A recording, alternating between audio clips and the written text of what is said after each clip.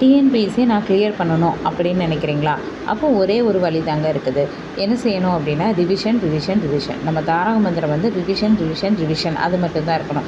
Revise பண்ணாமல் சும்மா படிச்சுக்கிட்டே போகிறது எப்படி இருக்கும் அப்படின்னு தெரியுமா? ஓட்டக்குடத்தில் தண்ணி ஊற்றுன மாதிரி தான். நம்ம படிக்க படிக்க அது வந்து என்ன செய்யும் அப்படின்னா மறந்துகிட்டே இருக்கும். அதாவது தண்ணி வந்து ஓட்டக்குடத்தில் வந்து நம்ம தண்ணி ஊற்ற ஊற்ற எப்படி ஒழுகி போய்கிட்டே இருக்குமோ, அதேமாதிரி நம்ம இன்னொரு லெசன் படிக்கும்போது ஃபஸ்ட் படித்த லெசன் வந்து மறந்துடும்.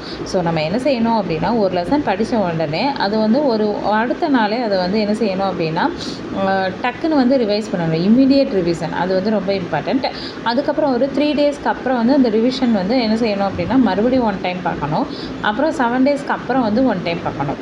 அதாவது எப்போவுமே வந்து ஸ்டடி பிளான் வந்து எப்போ போடணும் அப்படின்னா 5 டேஸ் வந்து படிக்கணும் அண்ட் 2 டேஸ் வந்து என்ன செய்யணும் அப்படின்னா நம்ம 5 டேஸ் படித்ததுக்கான அந்த ரிவிஷனை வந்து போடணும்.